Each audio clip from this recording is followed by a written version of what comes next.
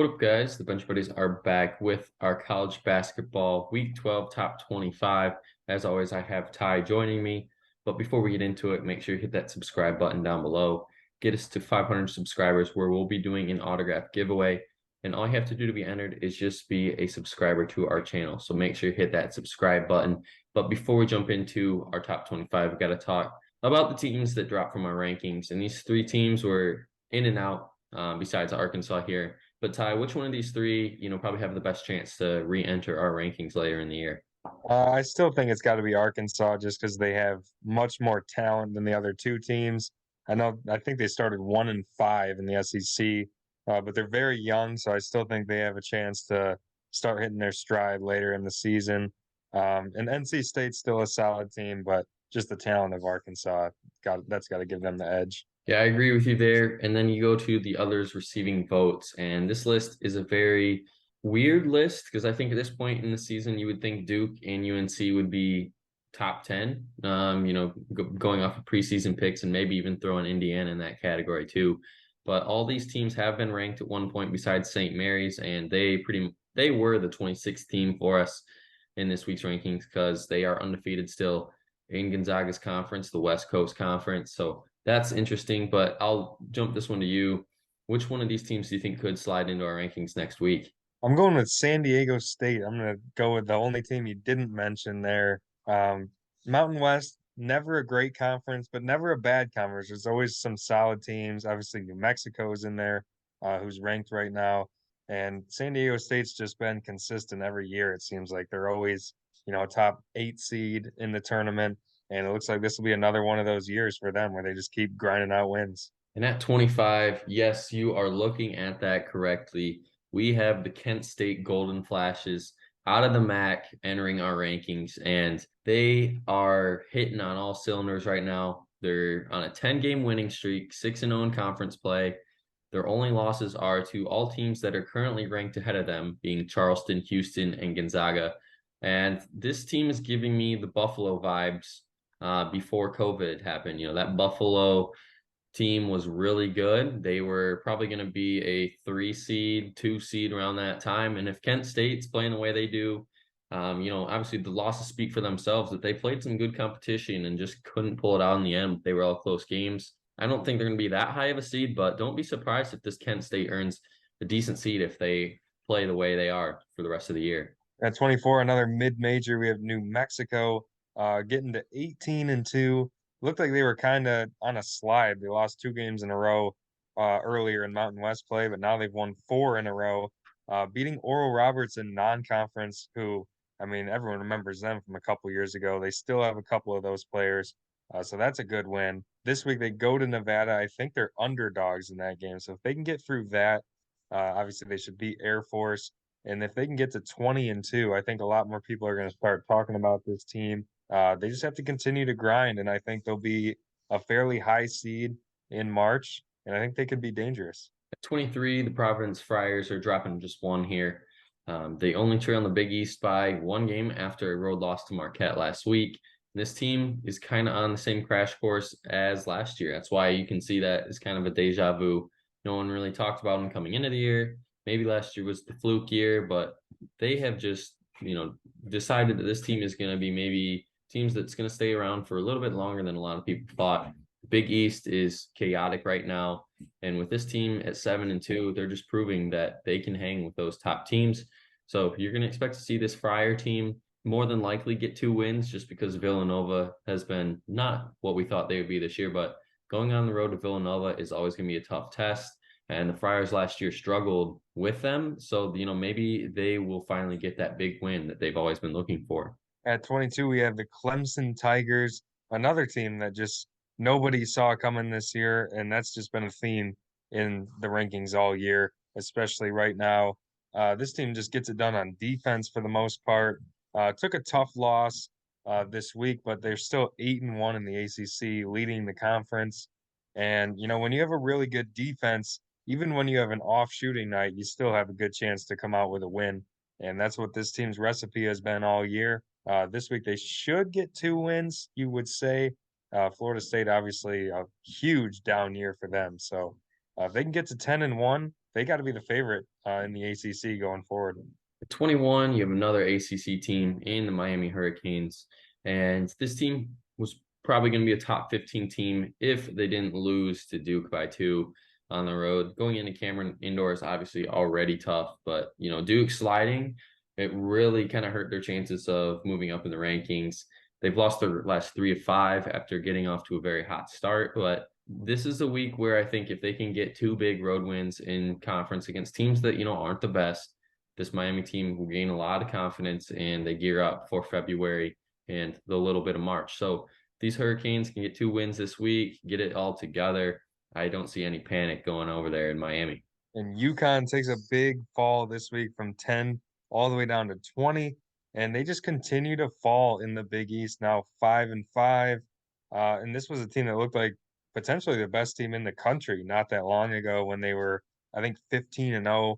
Since then, they've really struggled. They had a loss at Seton Hall, who has not been very good this year. So they just need to, turn this thing around because it's been just a sinking ship basically in January. But big chance this week. They have Xavier coming in, a team who already beat them. So they'll be motivated for that game at home. And I still think this team is really good. So as long as they can get out of this funk that they're in right now, I don't think they have a chance to win the Big East, but they'll be dangerous come tournament time for sure. At 19, we're finally putting Marquette into our rankings. And, not much to really report on this team other than they just are getting wins and against decent teams. They beat Providence last week. This week they get an easier matchup in DePaul. It's their only game this week. And this team, has really shocked some people yet again, just with the Big East Conference too. I mean, we saw UConn, how Villanova's been playing this year is shocking. So the whole conference right now is kind of like the SpongeBob meme of everyone just up in flames at this point. And I think it's going to stay that way for the whole year. So expect, Big East teams just rotating through the revolving door of rankings. At 18, we have the Baylor Bears. They have really started to figure themselves out, going 4-0 in the last 2 weeks. And this week, another big chance is they have 2 big home games against 2 really good teams. And you just can never count Baylor out, even when they were 10-5 and they were 0-3 in the conference. I think a lot of teams would hit the panic button. But from what we've seen the last few years out of Baylor, everyone was kind of keeping a calm head, knowing what Baylor's capable of. They still have a lot of really good talent on the roster, and they're starting to show it now. I'm not sure if they're going to be good enough to compete for the Big 12 title, but they're getting right back into the thick of things here. And, if they can keep winning, a bunch of teams in front of them are going to lose because that's what happens this season.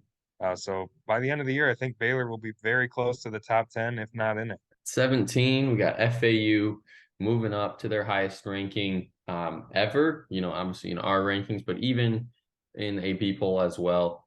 Their only loss is still to Ole Miss, and they have a big lead in Conference USA, and I don't see this team slowing down at any point.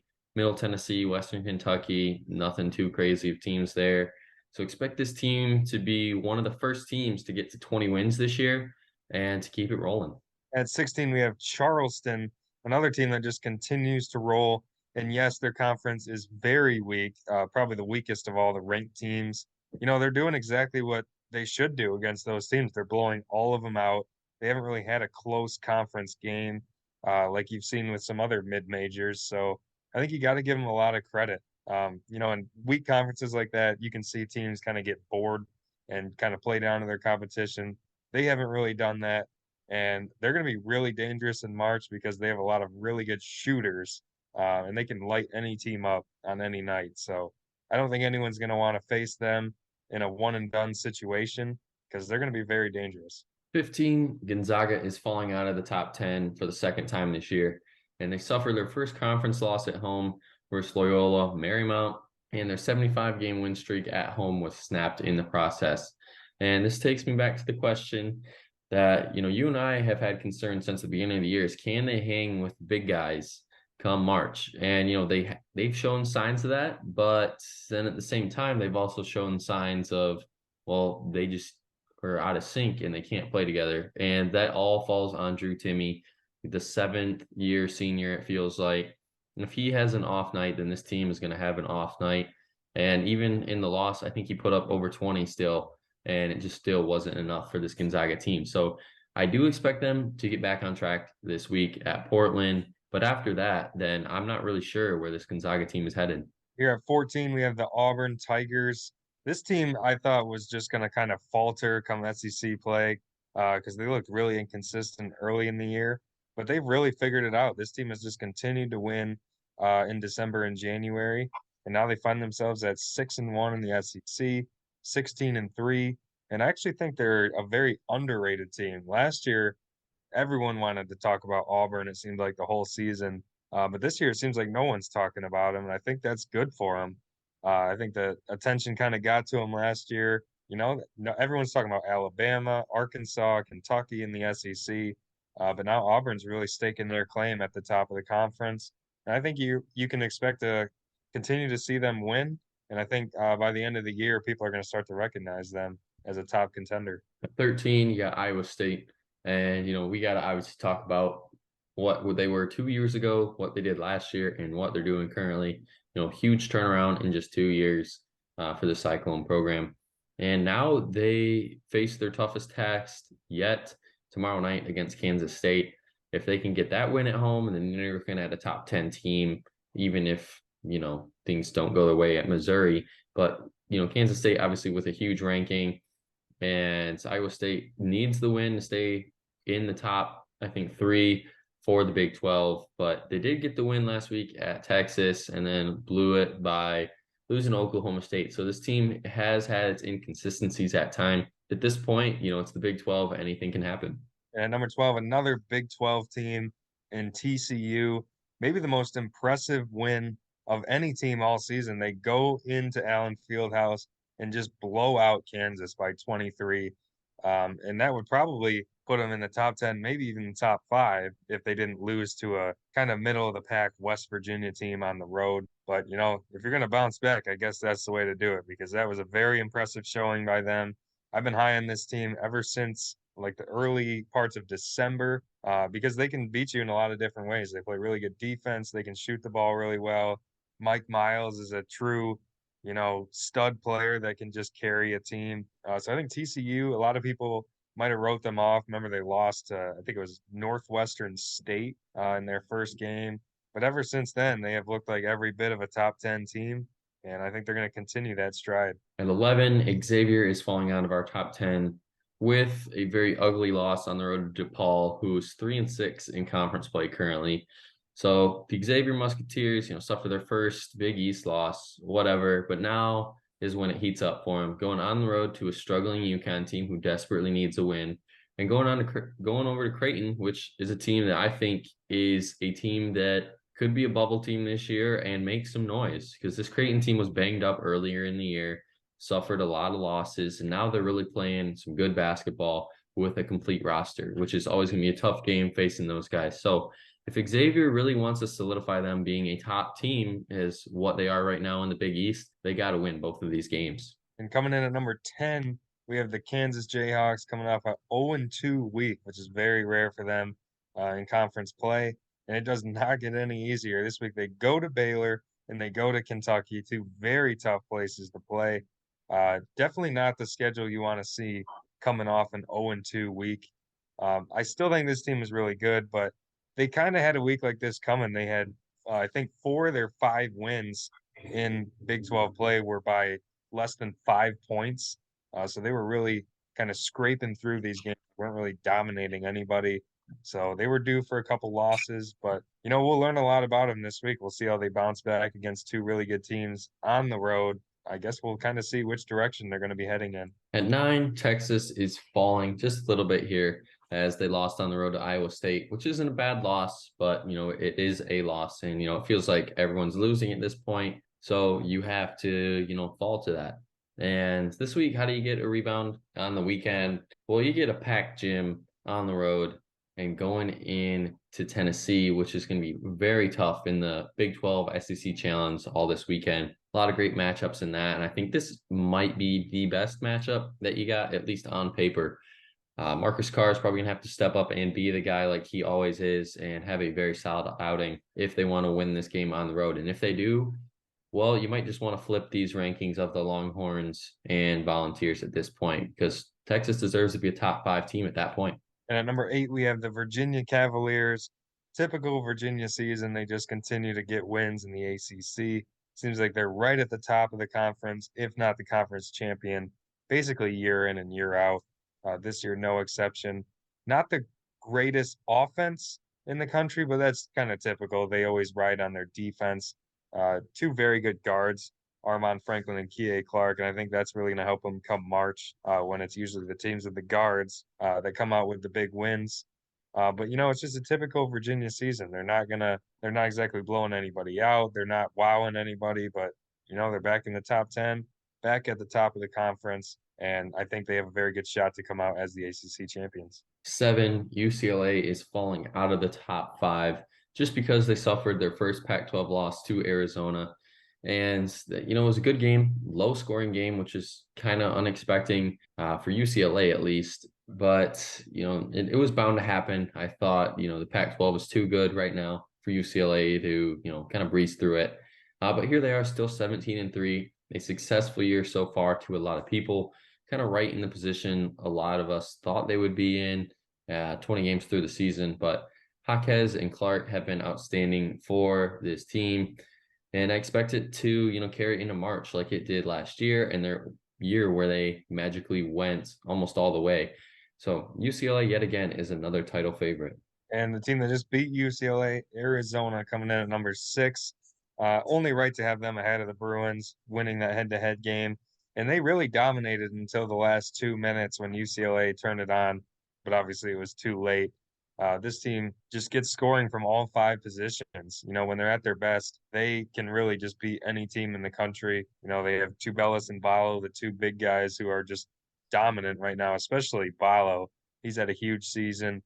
And then you got 5 players averaging more than 10 points. So they can really spread it around. If one guy's having an off night, a lot of guys can help pick him up. Couple bad losses in the Pac-12, but they've really found their stride now. But this week they go back to play UCLA on the road, so I think that's going to be interesting. A big rematch. Can UCLA get them back in their home arena? If not, I think Arizona is going to be a top 5 team, and they're going to be really dangerous going forward because that would mean they have really found their stride. Then at 5, you have the Tennessee Volunteers jumping back into the top five. And this comes after getting two bounce back wins after that Kentucky loss, which was kind of confusing at the time just because Kentucky was sliding and Tennessee was just trending upwards. Um, but now they get Texas at home in that game I was talking about earlier. That's probably the biggest game of the week, at least for a ranking standpoint. You're really going to see in that one which teams are legit. Because if you see a blowout one way, and if it's Texas going in there and blowing them out, then I think this Volunteer team might be a little bit of a fraud if that's the case. Having a team like that come in from a different conference and show you up in your own home court obviously isn't the best thing to do. If it's the other way around, then I think this Volunteer team is going to get a lot more respect than they're currently getting right now. Number 4 in the AP poll, 5 with us, and it just seems like one of these SEC teams is bound to really break through and assert their dominance later in the year. And falling to number 4, the Houston Cougars, really head scratching loss at home to Temple. And I think this team would have fallen a lot farther for that bad loss, if not for everyone else losing. I think they just benefit from that. A lot of teams in the top 10 also losing this week. And they're also 18-2 with a couple really good wins. So, yes, it's a very bad loss, but at the same time, they've earned their way to not just completely fall out of the top 10 losing a game like that. But I do think it's a look in the mirror. Even before that, they had a couple close games against some I'm going to say very bad teams, I guess, in the American.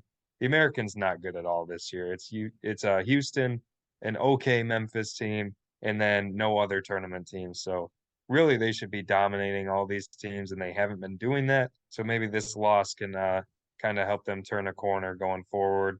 I still think they're a Final Four contender, but we'll see what this loss does for them. At 3, yes, you are looking at that correctly. The Kansas State Wildcats not only are a top 5 team, they are a top 3 team in the country right now. And this team Well, put it, in perspective, this team was not ranked 3 weeks ago, and here they are already in the top three, getting big, big wins in conference play. And how do they get rewarded? Well, with another on the road game against Iowa State. And you just got to expect that this Kansas State team is going to come ready to play. The negative is they did lose their first game in conference to TCU on the road by 14, and they really didn't show out. But other than that, Keontae Johnson, Marquise Noel has looked really good. I expect this Wildcats team maybe not to be as high of a ranking, right now as they are for the rest of the year, but along these top 10, top 15 marks, just because they're going to probably get beat up at one point in the Big 12. But they have came to play this year and have really asserted dominance in the Big 12. And at number two, we have Alabama, a team who has just been on an incredible run right now. So obviously, they had some bad news coming out with some criminal charges and whatnot. I thought, maybe that would kind of send them into a downward spiral, kind of like Texas with Chris Beard. They haven't missed a beat even since that. This looks like the best team in the country. Obviously, they're not number one because they have two losses, not one. If you look at what they've done lately, I don't think anyone would want to play them. Right now, they have that dominant win at Arkansas. Last weekend, they beat LSU by, and this week, two more dominant wins. And I'd expect them to go 2-0 again this coming week. And, it's not football, it's basketball. But in another sport, we have Alabama here in the top two. And I think they're here to stay the way they're playing. They can shoot really well. They have a bunch of really good athletes. They play good defense. This is by far the best team Nate Oates has had at Alabama. And, I don't think anyone's going to want to face them in March. And at one for yet another week, the fourth time they've been number one in our videos are the Purdue Boilermakers. And this team, well, they escaped Maryland at home by 3, not playing the best basketball they've been playing all year, but a win is a win, and we only have one loss with everyone else losing.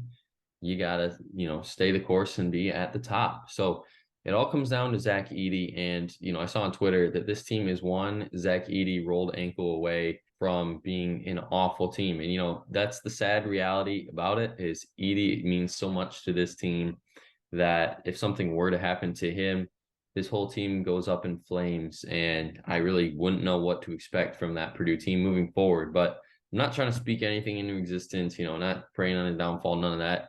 I hope that he can stay healthy for the whole year and have a great year because he right now is probably the player of the year.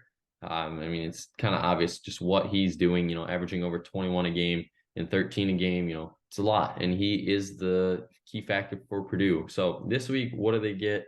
They got Michigan on the road, and Dickinson and Edey will be a good matchup to watch. Two bigs going at it. The guard play will be a big question mark for both of those teams. Michigan has a few injuries. Purdue's guard play hasn't showed up at times. And then they get Michigan State at home, which I think could be a trap game for them because Michigan State does play to the opponent's level that they face it this year. And Michigan State has pulled off some upsets already in conference, but then they've also taken some questionable losses. So if they get the good Michigan State team, expect that game to be a lot closer than people think. But right now, we got to have Purdue at one just based off what they've done this year. And that's going to be it for our video this week. Make sure you guys come back next week to see who is at number one, the top 5, top 10, and if your team does make the cut. But until the next time, the Bench Buddies are out.